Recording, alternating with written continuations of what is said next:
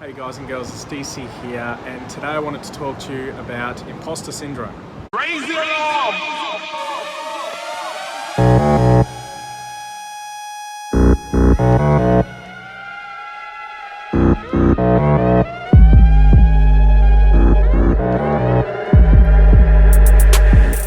So a couple of guys in the Discord chat have been asking me lately what I think about imposter syndrome and I guess my point of view and if I have any experience on the subject itself, and if there's a way to sort of, stay out of feeling like you're not good enough or just not enough for the job that you're doing, or maybe you're still studying or whatever it is. So this video is for you guys. A perfect example of this, I guess, is an example of my own where when I first started, I was working for this on-site computer repair place, and that guy was constantly grilling me about I wasn't smart enough, or I just wasn't working hard enough, or I couldn't figure out things fast enough.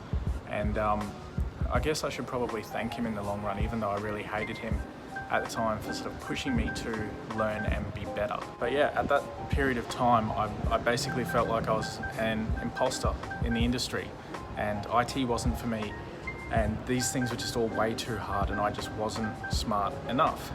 And in the end, what happened was that I just kept working, I just kept doing my job, going through it day by day, completing all of the different jobs that I was asked to do and different tasks and whatever it was, and basically just soldiering on.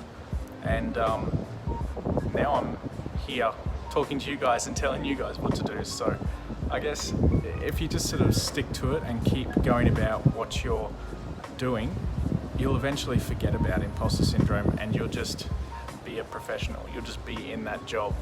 And the same sort of thing applies for university, where maybe you're really struggling with a particular topic or subject, and you think, this just isn't for me, I'm not good at it, and I get it.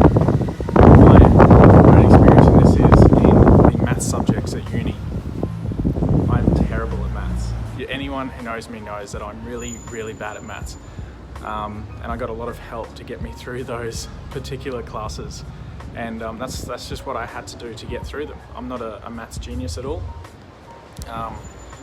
But yeah, I did get a lot of help to get me through those classes to continue on with study and eventually pass a degree and the following certifications that I've done over the years. So it's not impossible. If I can do it, you guys can do it.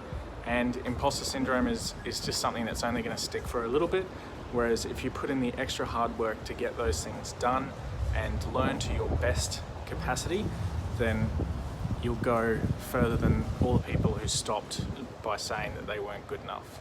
Another really good example was when I was first getting into networking, and I basically was an imposter. I said I could do a particular job when I definitely couldn't. I knew I couldn't. But for some reason my confidence was sky high at that point, so I lied and said I could do it. So then my boss then asked me, okay, do it then, let's get this job done, you're going to be doing it, you're going to be doing the technical side of things, you're going to do everything. And yeah, I felt some true imposter syndrome at that point. And take a guess at how I got through it. I just did it. I learnt, I went online, I was reading every single thing I could to get myself into that sort of zone.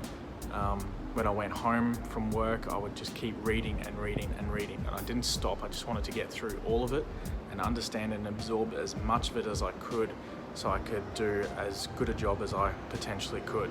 And I was definitely an imposter. I had no idea what I was doing, but it worked in the end. I learnt a lot of valuable lessons.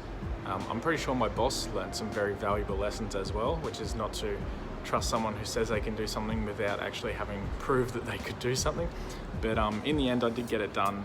It was a little bit sketchy, but it worked, and I'm still alive and I haven't gone to jail, so. But yeah, basically, I guess what my point is that if you don't think you can do something, you think you're an imposter in the industry, or things are just far too hard, everyone sort of goes through this process and you'll figure it out eventually. It takes a bit of time, just like everything, if it was easy to do, then everyone would do it. That's why there is such a massive gap in cybersecurity. So don't expect it to be easy. Don't expect it to be extremely hard. Maybe you're a genius and you can get through everything super fast, but that's my advice to you. Just stick to it and you'll get through it. And as always, guys, if you enjoyed this video, don't forget to drop a like below, subscribe for more, and I'll see you on the next one. See you there.